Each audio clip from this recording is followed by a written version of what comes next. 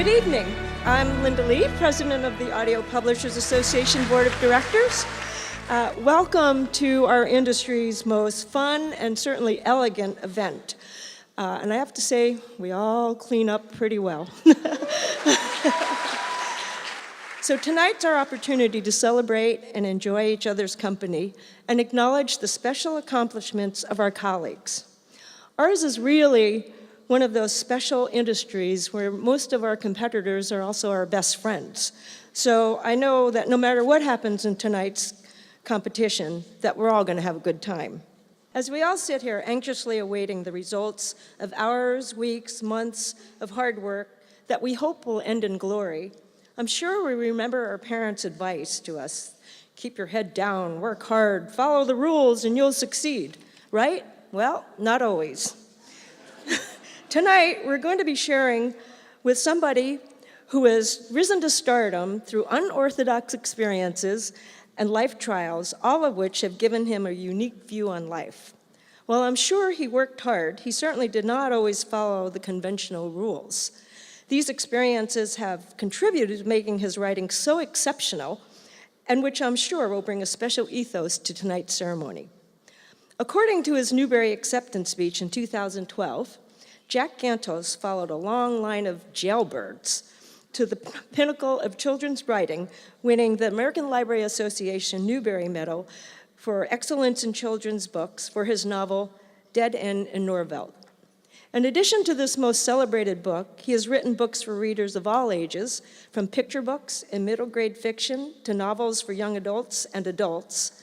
His works include Hole in My Life, a memoir that won the Michael L. Prince and Robert R. Seibert honors, Joey Pigs Has Swallowed the Key, a National Book Award finalist, Joey Pigs Loses Control, a Newbery Honor book, and the already mentioned Dead End in Norvelt, the 2012 Newbery Award winner, and the Scott Odell Award winner for Best Historical Fiction. So, without much more ceremony, because I know he's a lot funnier than I am, I'd like to turn the night over to and welcome Jack Gantos.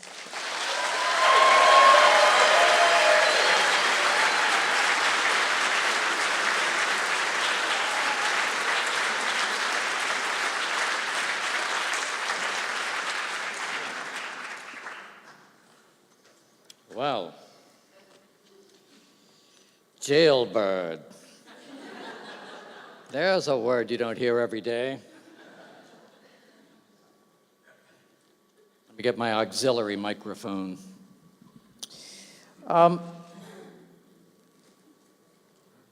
at this point of the evening, I'm supposed to give a few words, some sort of extemporaneous talk.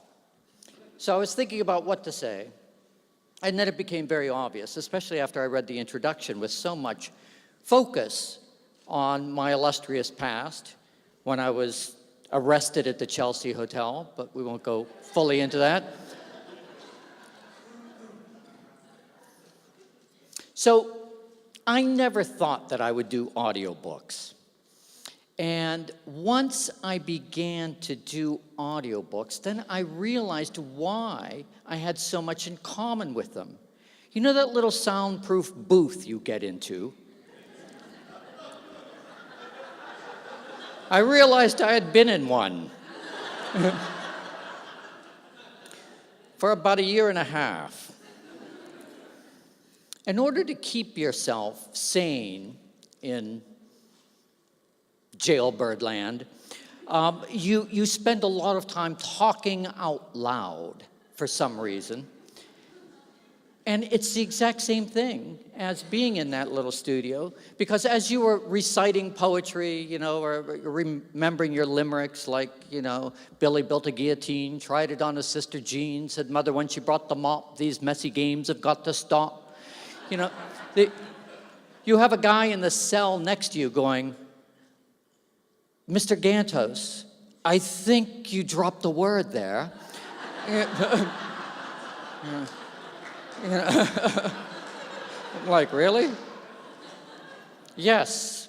And I wish you would take a drink of water. Your lips sound like zippers opening and closing. And is that your stomach? Do you need a break? Did you take your watch off? You're like, geez, Louise. I mean, it was like a flashback going in there.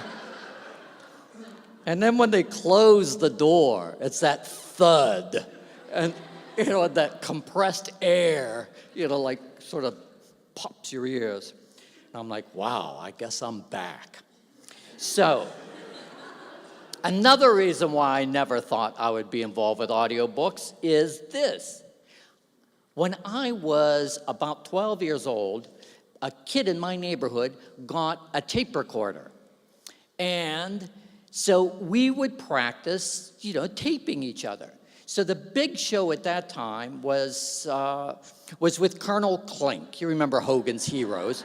And so people would imitate, Schultz, and they would imitate Frenchie, and they would imitate an English voice, and they would imitate all the voices.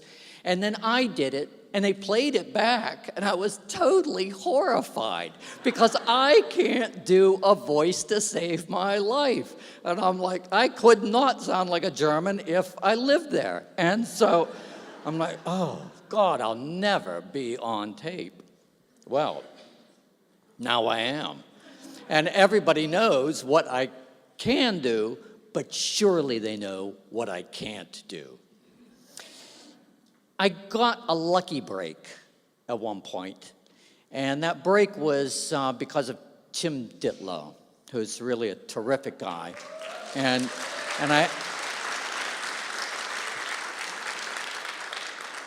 it came about in this kind of goofy way. So I had a book, Joey Pigs Who Swallowed the Key. It was up for a National Book Award, and all year everybody told me, you're not going to win. You will never win. You won't win. Louis Sachar's Holes is going to win, so forget it. Give it up. You're not going to win. I'm like, okay. So I started believing that, but I kind of thought to myself, I'm going to win some part of this. And so the night before you have that reading at the new school, and you get 3 minutes to read, and I thought, I'll kill it in the reading. That's where I'll own the stage. So I got up there, and I knew my competition was a weak reader, and so I just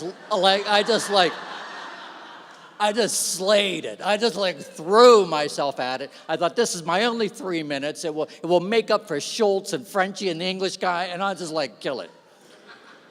So I did. I had a great time, and I'm walking off the stage. A poet is coming up after me, and the poet just pats me and goes, thanks a lot.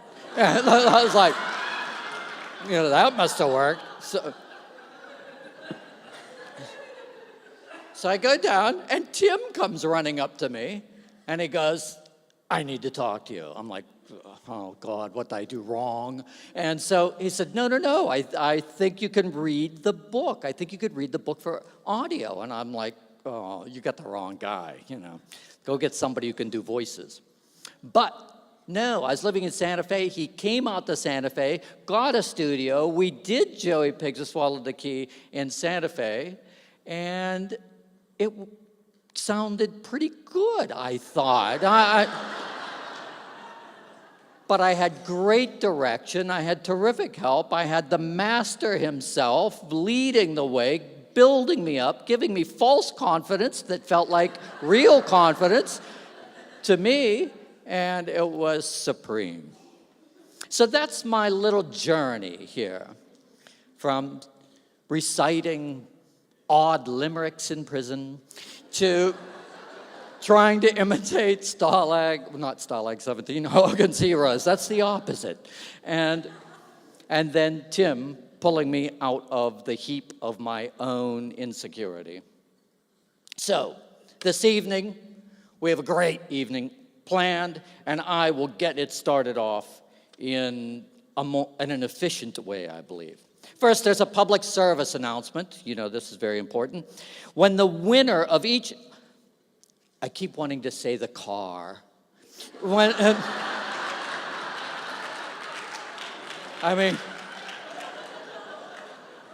it's so bizarre because my little brother could never say his own name, and so he was always called Audie.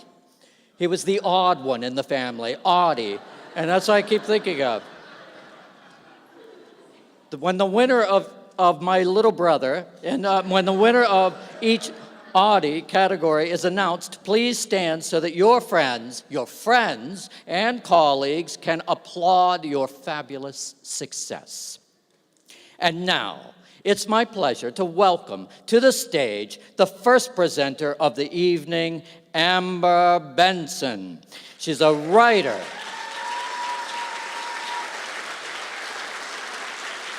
Come on up. She's a director and performer, but you may know her best, as I do. I certainly do. Aw. Know her best from her work as Tara McClay on the TV show Buffy the Vampire Slayer. Could you imagine? And I am Slade, right here. Take it away.